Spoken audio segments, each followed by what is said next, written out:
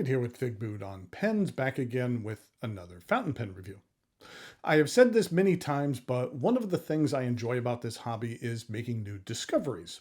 And today I have an Artisan which was new to me, who is based out of Australia. And the name of the company is called Just Turnings. The pen I have to show you today has some unique and customizable features. So what I'm going to do today is go over the parts and features of this offering from Down Under. I'll talk about what I care for and what I don't care for about it. I'll show some measurements, size comparisons, and provide a writing sample. I will also share with you some other unique offerings the company offers. The gentleman behind the company is Stephen Just.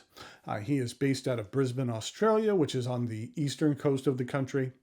Here's a picture of Stephen with his dogs there in the background. Stephen started woodworking as a hobby about 10 years ago. A couple of years ago, when COVID hit, some of his time at his day job was reduced, so he used some of the extra time to learn how to create more bespoke fountain pens. He became one of the only pen makers locally making them, and as he described, things just kind of snowballed a bit from there, and now he makes pens full time. Besides creating pens, he pours a lot of his own resins, and his wife even helps out with the resin pouring from time to time. He also uses resins from other companies like Jonathan Brooks, as well as others. He even has some old resin from Conway Stewart.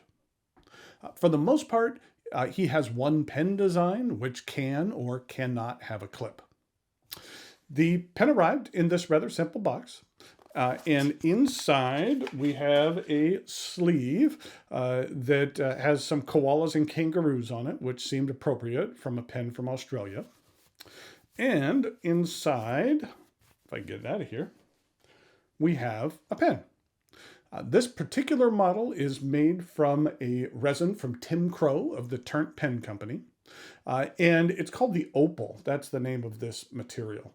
I do like the high pearlescence of this resin, which is comprised of a swirling white mixed with hints of pink and blue. It's one of those materials that you could look at in different angles and get a slightly different take on the material in each angle. Let's take a look at the parts and features of this pen.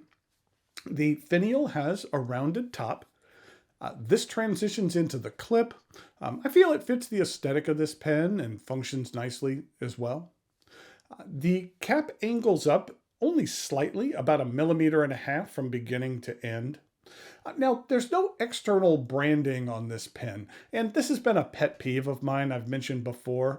In regard to folks that make bespoke pens, pens from many different artisans can look similar. If you were to see this pen, there's really nothing on here that is overtly unique that just would make you immediately recognize this as a Just Turnings pen. In my opinion, makers, especially smaller one-man shops, need to have some type of branding or identifiable distinction about their pens. It doesn't need to be anything large either. It could just be something on the nib. But, just something that differentiates their pens from others in the same space. And it just makes it a little bit easier so that when you pick it up, you know who this pen comes from. At the end of the cap, it is slightly rounded, and there's a small step down to the barrel, which is straight for about 1/2 inch before tapering down. At the end, there is a thin silver band, and at the end of the barrel, like the top of the cap, it is slightly rounded. As with most bespoke pen artisans, you can make requests when ordering a pen. In the case of these pens, you can request a different resin on the finial and the end of the barrel. Or you could also order an extra set of these materials. For this pen, I have a couple of different sets. Here is what the pen looks like with the matching parts, as well as what it looks like with them in pink, as well as blue. Maybe in the notes below, let me know which combination is your favorite. There's elements of each that I like. The cap twists off with about 1.5 rotations, and underneath we have a rather unique nib. It is one from Mr. Cypress, who's based out of Taiwan. I've purchased and reviewed a pen from Mr. Cypress, but it came with a gold nib. This is my first time testing out one of their stainless steel offerings. This is a number 6 stainless steel nib. For the Mr. Cypress nibs, they are available in extra fine, fine, medium, and broad. But if you prefer, you could also have it fitted with a Yovo nib in either extra fine, fine, medium, broad, double broad, as well as a 1.1 or 1.5 stubs. And here's a look at the plastic feed. The section is concave, and then it transitions into the threads and a medium-sized step up to the remainder of the barrel. While I typically grip my pens close to the end of the section, with the swale of this section being more in the middle, it kind of forces my grip a bit further back, which isn't that big of a deal, but something I paid attention to. The pen is plenty long enough to use unposted. The cap does post. While it does post securely, it doesn't post overly deep, and so it adds a bit of length to this pen. The cap isn't heavy, so it doesn't backweight the pen or make it unwieldy, though. It does create a bit of what I call the mushroom look, which isn't necessarily my favorite, so I prefer to use this pen unposted. This is a cartridge converter pen. It accepts standard international cartridges, and a converter is provided. Since the back piece of this barrel can be removed and interchanged, I would not recommend eyedropping this pen. I guess in theory you could use some silicone grease on the section as well as the back piece, and it might be okay, but you might be pushing your luck in doing so. Depending on the material, the just turning pens range in price from around $185 to about $285. This specific opal pen is $255, and it includes finials in the original material. If you'd care for an additional set of finials, you can change things up when you'd like. Those are available at an additional cost. But since this is a bespoke pen maker, you could also email Stephen and customize the pen as you want in order for you to receive it in that way. I'll show you in the writing sample, but the company also offers pen bodies which can be used with section units from other companies. I'll explain a bit more about this unique offering here in a bit. Okay, now it is time for some measurements, size comparisons, and a writing sample, as well as a look at those additional offerings.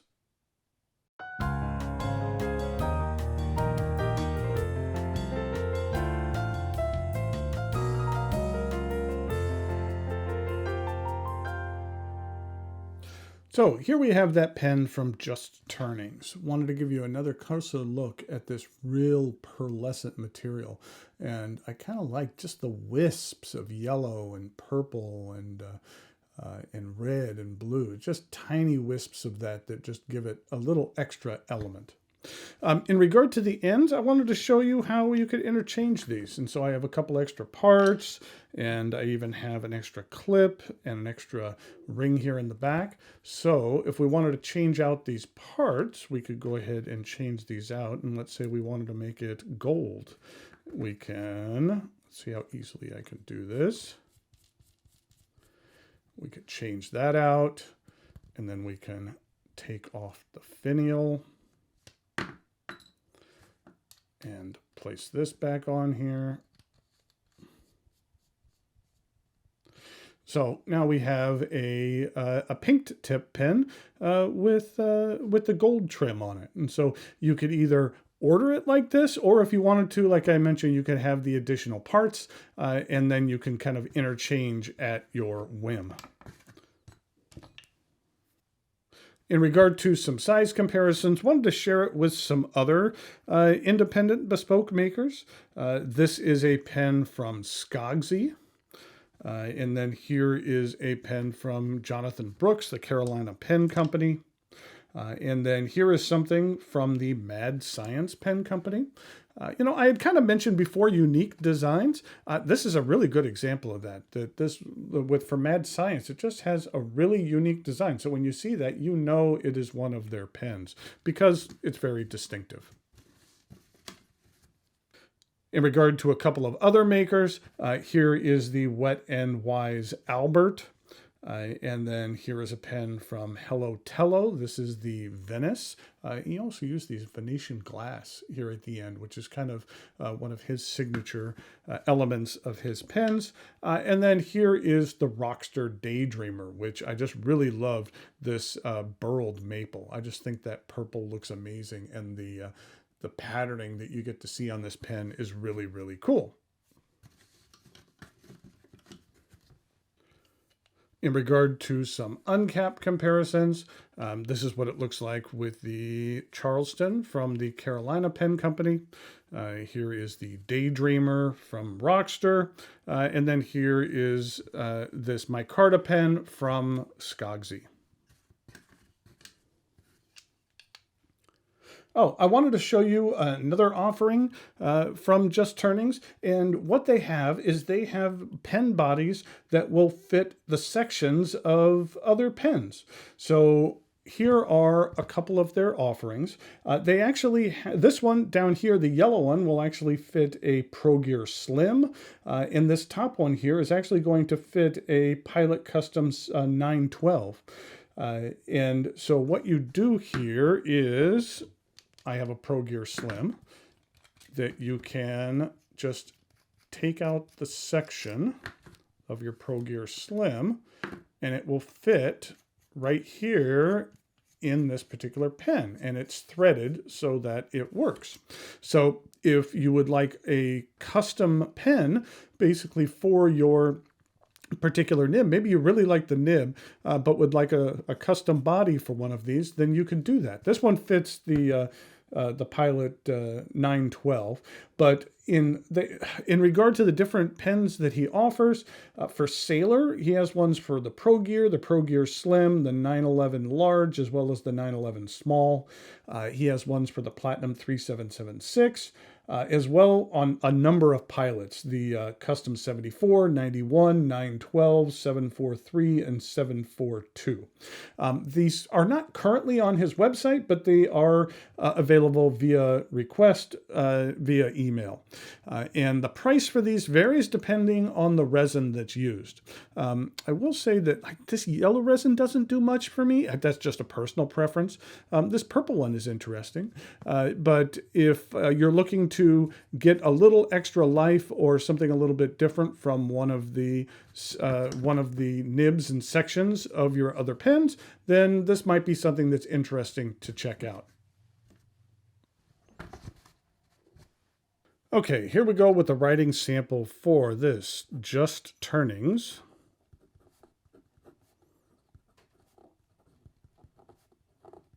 We'll just say that this is the Opal. And this is a fine stainless steel nib. And the ink that I'm using is one of my favorite orange inks, which is Mont Blanc Lucky Orange.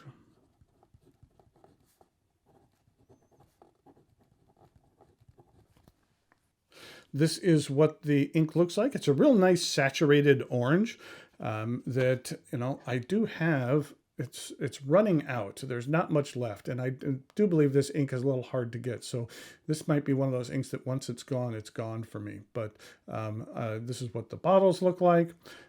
In regard to a couple of other inks, some of my other favorite oranges, Ackerman's Orange Bovin is a really nice solid orange, as well as the Leonardo Arancio Tarocco. Okay, and here we go with the rest of the writing sample.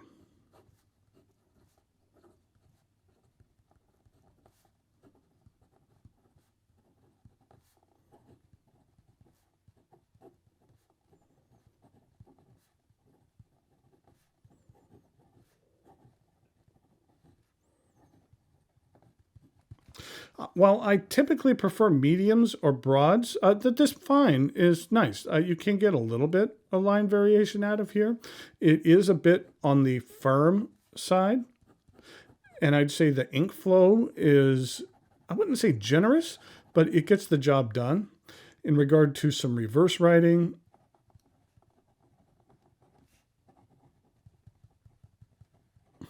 the ink flow is significantly lighter on the reverse writing. And in regard to some fast writing, There is like a hair of feedback on here, but I wouldn't describe it as sharp or scratchy at all, which is one of the reasons I'm not a huge fan of some fine nibs when they get like that. This one just has a fair amount of feedback to it. So there we have the Just Turnings Opal with the pink finials that I put on here. As I mentioned, if you'd like to check out this pen or some of the other offerings from this company, then there'll be a link in the notes below where you can check out their website. Until next time, thanks for watching, and I'll talk to you later.